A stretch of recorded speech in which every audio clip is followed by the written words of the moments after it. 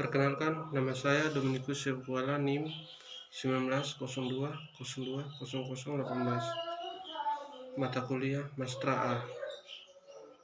Di sini saya akan menjelaskan tentang soal-soal tersebut. Jawaban pertama, rencana yang ingin saya lakukan agar perusahaan tersebut tidak mengalami kebangkrutan adalah meningkatkan pengembangan pariwisata, perbaiki akses, infrastruktur, dan fasilitas, memperkuat promosi wisata, di mana dalam peningkatan pengembangan pariwisata harus dilihat dalam satu kesatuan upaya untuk memajukan pariwisata.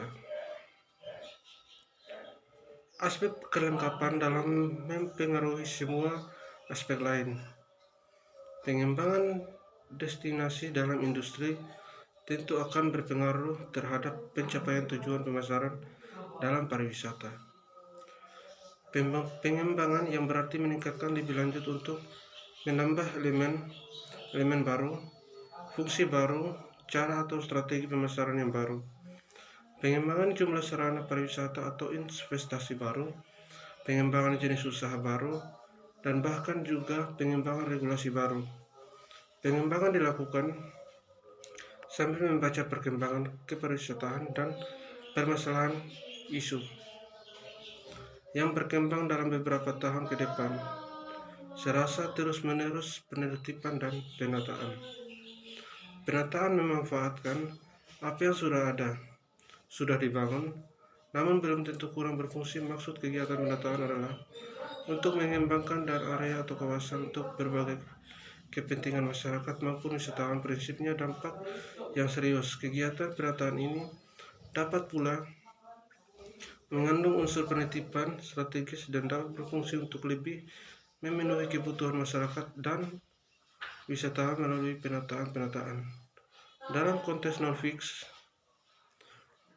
konteks non-fisik dapat diartikan sebagai pemberlakuan standar operasional, akomodasi, daya tarik wisata, rumah makan, maupun bahan promosi. Cara promosi untuk meningkatkan pariwisata. Biasanya seseorang akan melakukan perjalanan karena mendapatkan informasi atau inspirasi, baik diceritakan langsung oleh rekan atau keluarganya maupun lewat foto dan video yang beredar melalui berita atau sosial media. 2. Mencari informasi dan membuat perencanaan. Setelah mendapatkan informasi melalui foto atau video yang terunggah di sosial media, seseorang akan mencari lebih detail mengenai destinasi wisata tujuannya. Pada fase ini, biasanya seseorang akan bertanya langsung kepada pemilik akun sosial media atau melalui mesin pencari Google yang disebut Maps. Pada intinya, tantangan destinasi wisatawan adalah menyiapkan informasi yang jelas dan memadai kepada calon wisatawan agar mereka merasa yakin saat menentukan pilihan. Nomor 3. Melakukan reservasi.